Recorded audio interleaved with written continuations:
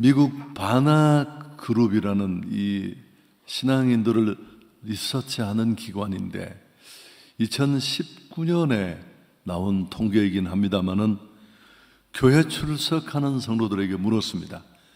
전도가 중요하다고 생각하십니까? 그렇게 물었더니만 67%의 사람들이 그렇다, 그렇게 대답을 했습니다. 그런데 지난 1년 동안 단 한 명에게라도 복음을 전해보셨습니까? 복음이 중요하다고 했으니까. 그런 질문에는 21% 정도가 그렇다고 대답을 했습니다. 한국의 상황은 더 심각한데요. 지난 1년간 전도를 한 번이라도 해본 사람은 불과 14%에 불과했습니다.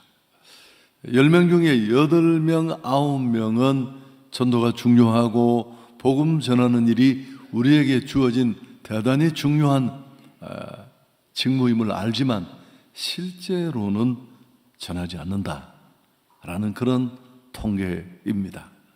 여러분, 왜 이런 격차와 괴리가 존재할까요? 너무 바빠서, 또 혹시라도 거절당할까 하는 두려움 때문에, 혹은 내 주변에 전도할 사람이 없어서, 이런 여러 가지 이유가 있을 텐데 우리는 언제나 핑계를 댈 때가 많습니다. 오늘 함께 읽은 성경에는 이런 우리의 모습과는 다른 몇 사람이 등장합니다. 본문의 내용을 우리가 대체적으로 알고 있습니다마는 중풍병 환자를 예수께로 그들은 이끌어 왔습니다. 거동할 수 없으니까. 이미 예수님 계신 곳에 사람들이 많이 모여서 들어설 자리조차 없습니다. 그때 그들은 지붕을 뚫어 버립니다. 그리고 환자를 달아내려 문제를 해결합니다. 이 네 사람을 좀 우리가 오늘 주목했으면 합니다. 상식적으로 생각하면 무례하고, 이런 모습은 과격하고, 심지어 주변 사람들의 재산상의 피해를 끼치는 그런 몰지각한 행태로도 보여질 수 있습니다. 그렇지만 예수님은 이런 그들의 행동을 보시고 그게 믿음이다, 그렇게 인정하셨습니다. 오늘 이 네 사람의 얘기를 통해 우리는 많은 것을 생각하게 됩니다. 진정한 믿음이 도대체 뭔가? 또 그런 진정한 진짜 믿음을 가졌다면, 그런 믿음을 가진 자로서 나는 무엇을 해야 하고 또 주어진 그 일을 어떻게 해야 하는가, 이런 도전들을 받게 됩니다. 몇 가지 오늘 말씀을 따라 은혜를 나누기를 원하는데요. 우선 첫 번째, 성경을 보면 이상한 점이 있습니다. 이 중풍병자, 거동할 수 없는 사람을 들것에 들어서 데려왔는데 예수님이 그 환자를 보시고 먼저 하신 말씀이 참 주목할 만합니다. 5절 뒷부분에 작은 자여 내 죄사함을 받았느니라. 육체의 병을 고쳐달라고, 거동할 수 있는 자유함을 얻기 위해서 왔는데 병 고치러 온 사람에게 병은 고사하고 예수님은 죄 사함을 먼저 선포하셨습니다. 좀 의아하지 않습니까? 왜일까요? 여기서 우리는 기독교 복음의 본질을 발견하게 됩니다. 가장 시급한 것은 육체의 병이 아니라 영혼의 병입니다. 죄를 해결하는 겁니다. 가장 필요한 것은 일시적인 자유가 아니라 영원한 구원이기 때문에 그렇습니다. 우리에게 진짜 필요한 건 죄사함이거든요. 이게 바로 복음이 필요한 이유입니다. 여러분, 아무리 육신의 병이 남고 등 따시고 배부르고 잘 먹고 호의호식해도 죄를 해결하지 못하면 우리는 죽음을 맞게 되고 찰나 인생이 끝나면, 그리고 결국은 심판받고 영원한 형벌을 받을 수밖에 없으니까요. 그렇지만 영혼 구원이 확정될 때, 죄사함의 은혜 아래에 있을 때 삶의 문제도 육체의 치유도 따라오는 축복으로 누리게 됩니다. 복음 전도는 교회 좌석을 채우려는 몸부림이 아닙니다.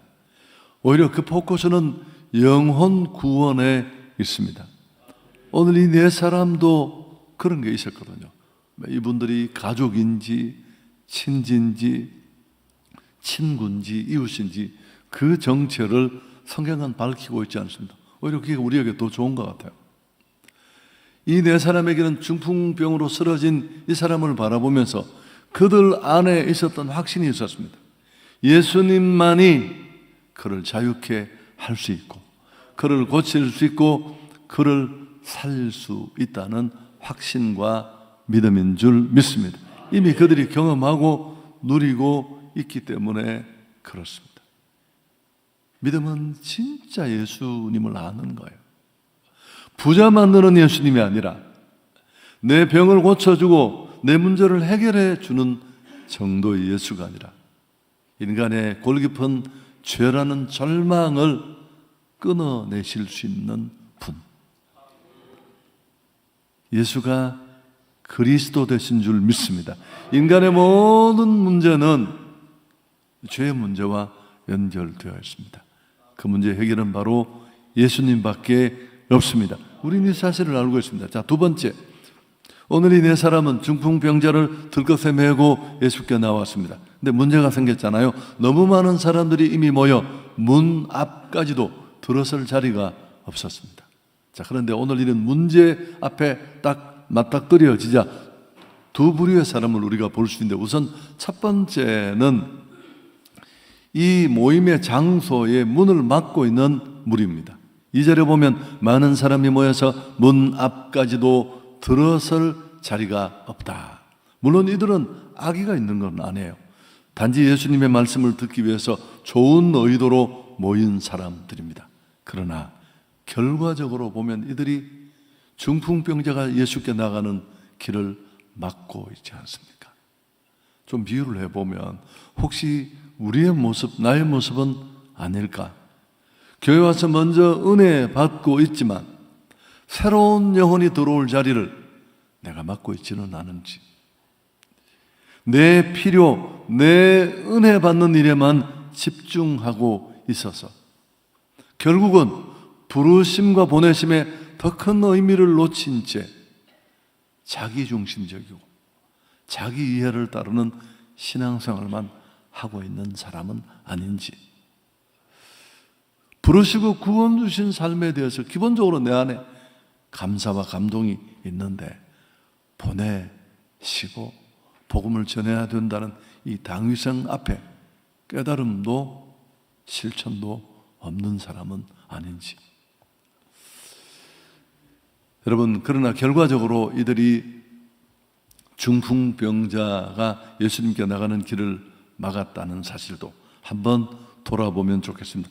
두 번째 부류는 바로 오늘 이 네 분의 사람이죠. 친구인지 누군지 모르지만 이 네 사람은 포기하지 않았습니다. 오늘 4절이 중심절인데 함께 읽습니다. 무리들 때문에 예수께 데려갈 수 없으므로 그 계신 곳에 지붕을 뜯어 구멍을 내고 중풍병자가 누운 상을 달아내렸다. 당시 팔레스틴 지역의 가옥 구조를 보면 대부분 평평한 지붕이었습니다. 나무로 들보를 얼기설기 만들고 갈대와 진흙을 섞어서 지붕을 만들고 그렇게 살았습니다. 그런데 이 지붕을 뚫는다는 것은 쉽지 않은 일입니다. 그럼에도 불구하고 진흙을 파내고 갈대를 걷어내고 들보는 옆으로 치우고 또 오늘 이 성경에 나오는 내용처럼 침상 하나를 달아내릴 정도의 큰 구멍을 뚫어야만 했습니다. 그리고 그 침상 네 기퉁이에 줄을 묶고 들것을 안전하게 예수님 앞으로 달아내려야 했으니까요. 여러분, 시간이 얼마나 걸렸을까요? 최소한 30분에서 1시간은 더 걸렸을 겁니다. 게다가 흙먼지가 날리고 소음이 발생하고 집 주인의 재산상의 피해를 주고 아래 모여 말씀 듣는 많은 사람들의 불편은 이루 말할 수 없을 것입니다. 비난, 소리치는 고함, 충분히 우리가 상상할 수 있습니다. 상식적으로 할 수 없는 일이에요. 그렇지만 그들은 이 일을 했습니다. 여러분, 이 속에는 여러 가지 내용들이 들어 있겠지만 영혼에 대한 사랑, 간절함, 생명과 치유가 걸린 문제 앞에서 그들은 돌아설 수 없을 겁니다. 편안함을 포기하고 위험을 감수하고 모든 것들을 내어놓습니다. 다음에 오자, 그런 선택지는 애초에 없었습니다. 방법이 없어 이제는 포기해야 돼, 그럴 수도 없었습니다. 너무 힘들어. 여기서 우리가 더 진행하는 건 이건 민폐고 무리야. 그렇게 물러설 수도 없었습니다. 뭘 알았을까요?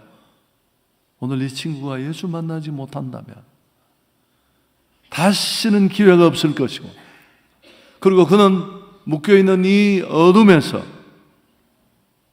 치유될 수 없다는 것을 너무너무 잘 알았습니다. 영원히 기회를 잃을지도 모른다는 생명에 대한 간절함, 절실함이 만든 결과입니다. 에베소서 2장 1절에 보면 그는 허물과 죄로 죽었던 너희를 살리셨도다. 여러분, 오늘 이 중풍병자의 모습은 영적으로 보면 잘 사는 것처럼 보이지만 또 전혀 문제 없는 것처럼 나는 내 삶을 영위하고 누리고 있다고 착각하지만 죄에 걸려 죽음을 향해 순간의 삶을 갉아먹으며 치닫는 많은 그리스도 밖에 불신자들을 상징합니다.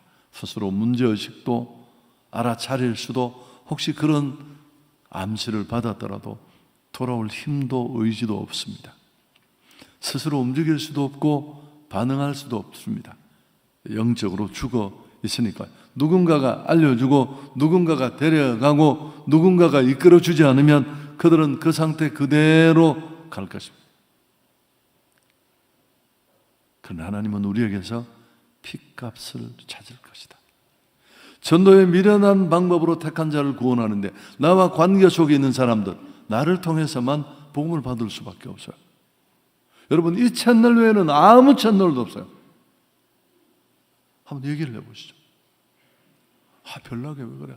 아니요, 별난 게 아니라 할 일을 하고 있는 것입니다. 그래서 믿음은 예수님이 어떤 분인지를 제대로 알 뿐만 아니라 그 예수의 복음을 전해야 한다는 당위성을 여러 가지 장애물들을 극복하고도 돌파하고도 지붕을 뚫으면서 실행에 옮기는 것입니다. 또 한 가지, 제가 이 본문을 많이 설교도 했고 또 읽었던 말씀이지만 다시 묵상하면서 하나 깨달은 게 있었습니다. 오늘 이 성경은 사실은 예수님의 사자와 구주되심과 함께 그 복음을 전하는 전도자의 열정, 절실함, 이런 것들이 합해서 구원과 기적, 또 그 어두운 곳에 하나님의 영광이 다시 드러나는 그런 사실을 소개하는데, 이 본문을 가만히 들여다보면 계속해서 성경은 그들의 믿음을 부각시킵니다. 탁월한 한 사람이 아니라 영웅적인 믿음을 가진 한 사람이 아니라 무너진 그 영혼을 불쌍히 여기고 데려나온 그들의 믿음에 관심을 가집니다. 5절 더 중심 구절인데 함께 읽습니다. 예수께서 그들의 믿음을 모시고 중풍병자에게 이르시되 작은 자야 내 죄 사함을 받았느니라. 여러분, 혼자서는 어려워요. 중풍병자를 들 수 없어요. 사람이 누워있으면 더 무거워요. 지붕을 뚫을 수 있었을까요? 내 귀퉁이를 안전하게 내릴 수 있는 일 불가능해요. 모두가 함께 했기에 가능한 일이었습니다. 사실 오늘 이런 방식은 이번에 깨닫게 되는데 성경적인 모델이고 역사 속에 여러 번 실행되었던 많은 흔적들이 남아 있습니다. 예수님은 제자들을 부르시고 그들을 그냥 전도조로 내보내신 것이 아니라 70인 전도대를 파송하실 때 둘씩 짝지어 보냈습니다. 이유를 생각해 보십시오. 초대교회는 가정을 중심으로 교회가 만들어졌고 가정교회로 출발했어요. 그리고 그 그룹을 통해 복음이 확산되었습니다. 바나바와 바울, 바울과 실라, 또 의사인 누가도 포함되어 있었고, 우리는 바울의 선교라고 말하지만 바울의 1차, 2차, 3차 선교 여행은 바울 선교팀의 팀 사역인 줄 믿습니다. 지금 현재 일반 선교, 현대 선교의 보편적인 방식으로 팀 선교는 이미 자리 잡았어요. 선교사가 혼자 가서 막 외로워하고 결핍에 너무 힘들어하다가 에너지 대부분을 거기다 날려버리고 정말 해야 될 선교 사역을 놓칠 수 있거든요. 그런데 함께 성경 번역 팀은 또 몇 명이 함께 가서 또 누구는 이런 일을 하면서 서로 위로도 받고 동역을 할 수 있습니다. 여러분, 제가 이 본문을 보고 놀랐던, 가장 깨달음에 놀랐던 이유가 뭘까요? 한성교회 다락방 행축이 바로 이 연장선상에 있다는, 아멘. 이런 거 잘 모르고 했는데 억지를 한번 부려보려고 합니다. 너무너무 감사한 일이에요. 저는 제 의도 속에는 충분히 없었던 일인데 제 머리와 한겨로만 어떻게 목회를 하겠습니까? 하나님이 복음을 주고 우리가 고민하며 진격하는 가운데 자연스럽게 다락방 행축이라는 이 탁월한 전도 시스템을 주셨어요. 정말 교회의 주체라고 할 수 있는 성도들에게 주도권이 다 넘어가고 다락에서 전도 대상자를 정하고 다락 식구들이 함께 모여 기도하고 행복 파티에 그들을 초대하고 교제하고 섬기고, 그리고 정해진 그 D-Day 날 교회로 다 모셔와서 딱 정교화된 복음을 듣게 하고 결판 내는 것, 너무너무 바람직합니다. 교회 주체들이 그 일을 주도한다는데 소중함도 있고, 그러면서 진짜 여러분, 저는 이건 사역자들과 나누는 건데 교회 몇 사람이 새로 오는 것보다 그것도 소중하지만 더 가치 있는 일은 진짜 일꾼이 만들어진다는 겁니다. 예수 믿고 구원받았고 나는 이런 은혜를 받았다고 말하지만 자기 목적 때문에 입구를 막고 있는 사람이 아니라 양손 양팔을 걷어붙이고 영혼을 이끌고 키워내고 목자가 되는 것, 진짜 목양자의 마음을 이해하고 영혼을 케어하는 일꾼들이 세워진다는 게 이게 진짜 부흥이고 축복인 줄 믿습니다. 여러분, 11월 9일이 다음 주예요. 딱 우리에게는 일주일이 남았습니다. 중풍병자를 다시 생각해 보십시오.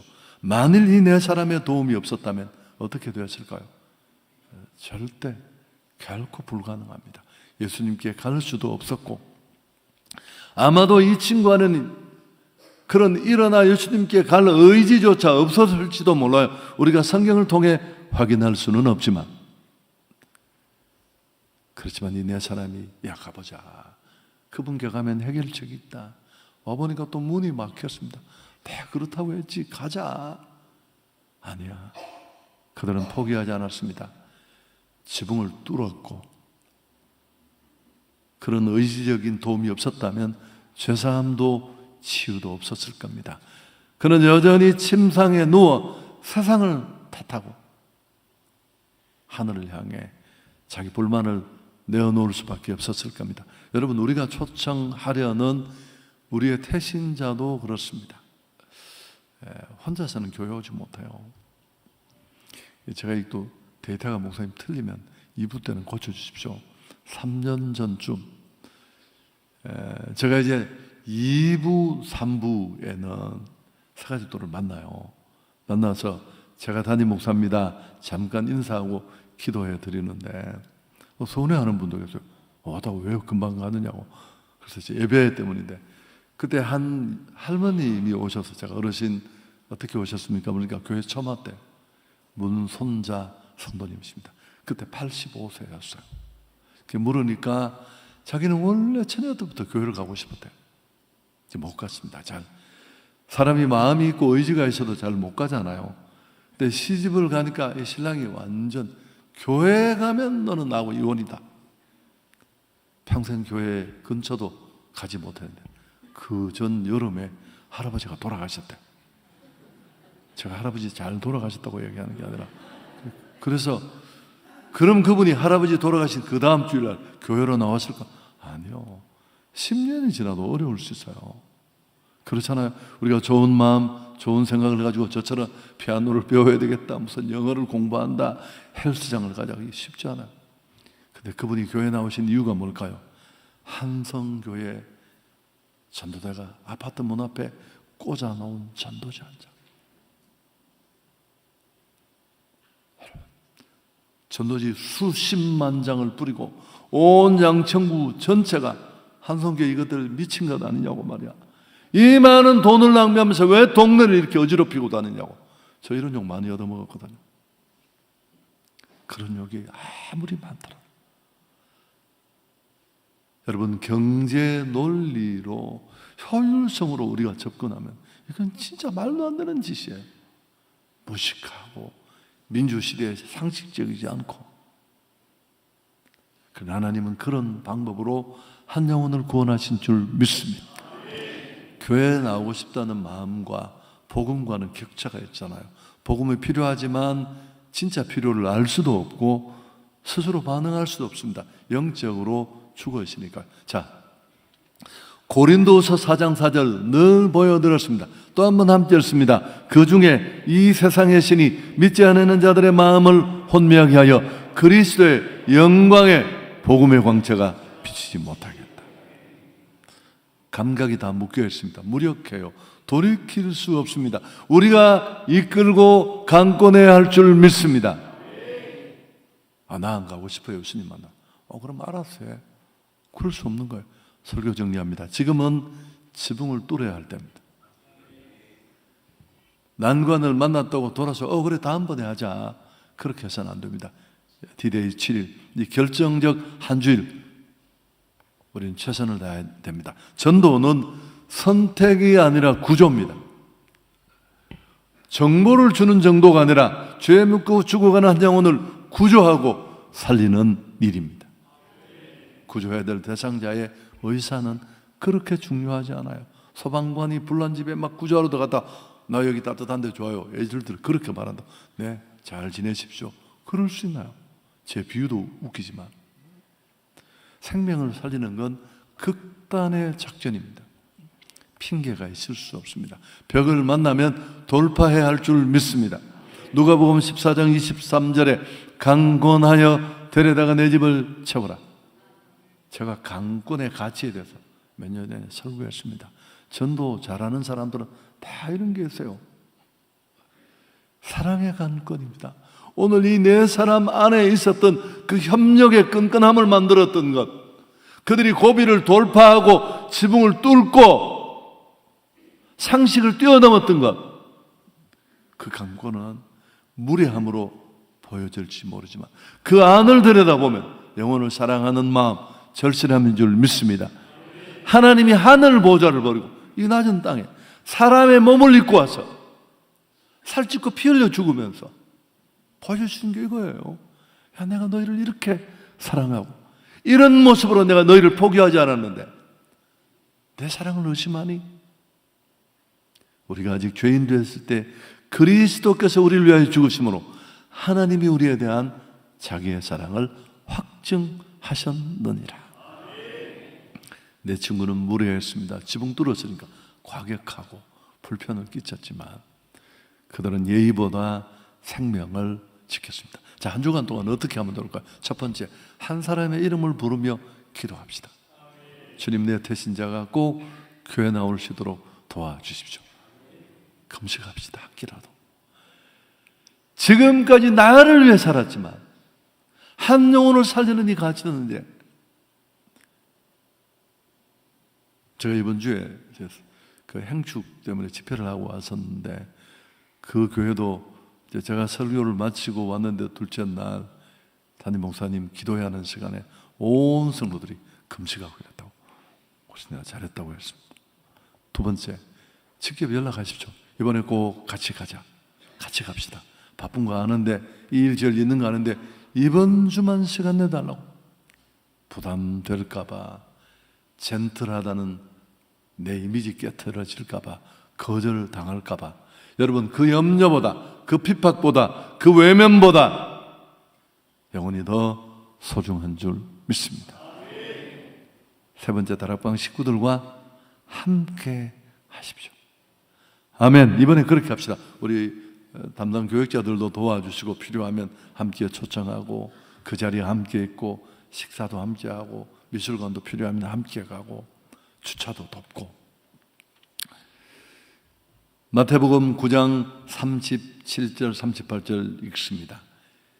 이에 제자들에게 이르시되 추수할 것은 많되 일꾼이 적으니 그러므로 추수하는 주인에게 청하여 추수할 일꾼들을 보내주소서 하라.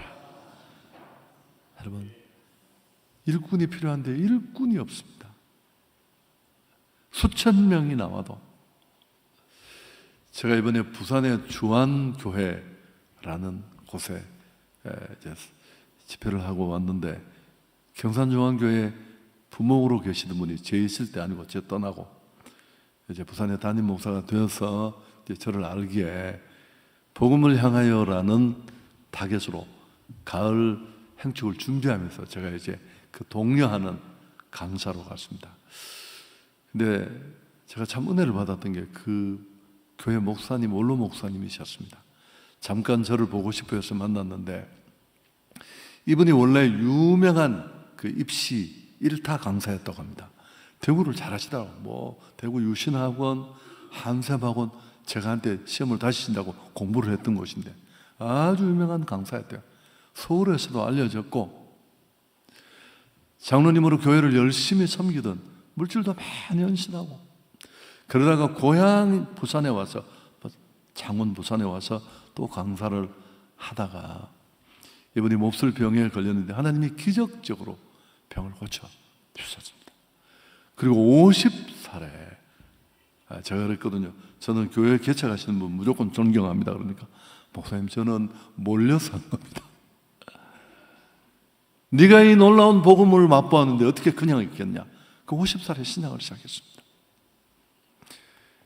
그분이 그 학원 강사를 할 때 그 1타 강사 광고지에 반드시 주 예수를 믿어라, 그래야만 너와 내 집이 구원을 받으라 문구를 넣었대요. 말도 안 되잖아요. 88년도에 한 학원에서 계약금으로 6천만 원을, 지금도 큰 돈, 어마어마한 돈인데 나 6천만 원 안 받겠다고, 이 문구를 넣어달라고. 얼마나 겸손해. 저보고, 저는 목사님 지금도 아무것도 못한다, 저는 그저 교회 사찰일 뿐입니다. 진정한 믿음은 예수님이 누구신지, 복음이 어떤 놀라운 위력을 가졌는지 제대로 아는 것입니다. 아는 사람은 어떤 직업 수행보다, 6천만 원보다, 명예보다 이 놀라운 일에 전념하게 될 줄 믿습니다. 오늘 집사님 기도해 주셨는데, 내가 복음을 부끄러워하지 않는, 이 복음은 모든 믿는 자에게 구원을 주시는 하나님의 능력이 됩니다. 복음의 가치를 진짜 알고 나면 자랑할 것, 사랑하는 사람의 줄 것은 이것밖에 없습니다. 여러분, 가치 있는 일은 쉽게 되지 않습니다. 농부는, 또 벼는 농부의 발자국 소리를 듣고 자란다. 우리 어머님 잔소리 중에 하나였습니다. 행정실 직원이 행정실 유리창에 지금도 붙여두고 그 친구는 갔는데, 목회자들이 이제 부흥을 꿈꾸는데 막 견학을 다녀요. 물어보러. 그냥 뭐 이렇게 특별한 방법 하나를 들이대면 막 교회가 여러분, 우리가 막 5만 명, 10,000명 이런 교회를 하도 많이 봐서 그런데 한국 교회 80%가 50명 미만이에요. 근데 그 하나님의 은혜지만 참 잘 자라는 벼도 농부가 날마다 밭에 가는 그 농부의 발자국 소리를 듣고 결실을 맺는다는 것. 생명을 구하는데 해산의 고통이 필요한 줄 믿습니다. 기꺼이 지불합시다. 좋으신 하나님 영광을 돌리겠습니다.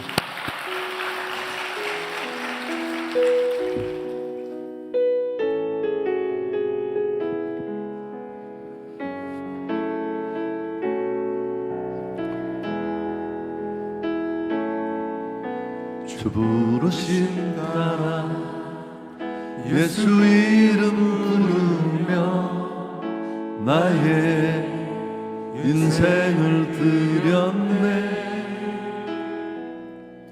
사람들이 이해 못하고 결과 어떠하든지 주만 따라가기 원해.